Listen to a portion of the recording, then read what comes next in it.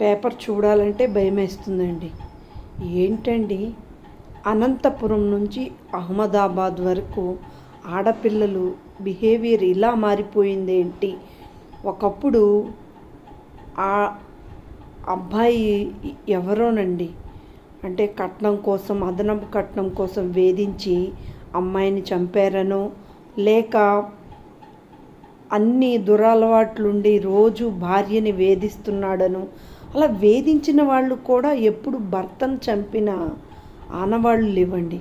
ఇప్పుడేంటోనండి, ఒకరిని ప్రేమిస్తున్నారు, ఇంకొకరిని పెళ్లి చేసుకుంటున్నారు. పెళ్లి చేసుకున్న వారం 10 రోజులకే ఆ ప్రియుడితో భర్తను చంపేస్తున్నారు. న్యూస్ పెట్టాలంటే ఇవే కేసులండి. ఇప్పుడు ఏమన్నా సీజన్ ఏమో. ఈరోజు ఉదయం కూడా ఎన్ని కేసులు ఉన్నాయో వింటుంటే సమాజం ఎటుపోతుందో అని భయమేస్తుంది. మగపిల్లలకి పెళ్లి చేయాలంటే భయమేసే స్టేజ్. జాలి పడుతుంది, మగవాళ్ళను చూస్తుంటే జాలేస్తుంది.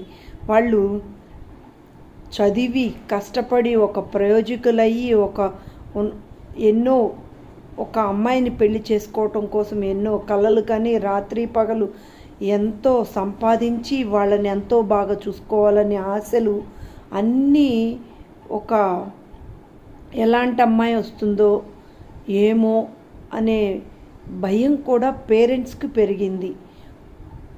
చాలా దారుణంగా ఉంది. గుర్తుపెట్టుకోండి, అమ్మాయిలున్న తల్లిదండ్రులు కూడా కాలం మారిందండి. మీ అమ్మాయికి పూర్తిగా ఇష్టమైతేనే పెళ్లి చేయండి. పెళ్ళి వద్దనుకోండి, బలవంతంగా పెళ్లి చేయకండి. ఆ పెళ్ళికి లక్షలు ఖర్చులు అవుతున్నాయి. అవి తీసుకువెళ్ళి బ్యాంకులో డిపాజిట్ చేస్తే తర్వాత వాళ్ళ భవిష్యత్తుకైనా ఉపయోగపడుతుంది. బలవంతంగా పెళ్లి చేసి వాళ్ళు ఇంకొకరిని ప్రేమించి వాళ్ళొచ్చి ఈ పెళ్లి చేసుకున్న అబ్బాయిని చంపితే ఆ తల్లిదండ్రుల కడుపు కోత, ఆ అబ్బాయి మీద ఆధారపడి ఒక కుటుంబం ఉంటుందని మర్చిపోతున్నారు. ఈజీగా చంపేస్తున్నారు. చాలా దారుణంగా ఉన్నాయండి పరిస్థితులు.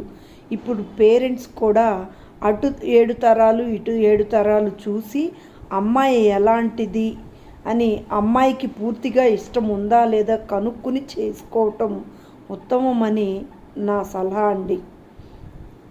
చాలా న్యూస్ పేపర్ చదవాలంటే కూడా భయమేస్తుంది. ఒకప్పుడు ఎంత వేధించినా అండి, నా భర్తని చంపింది అనే ఒక వార్త కూడా ఉండేది కాదు.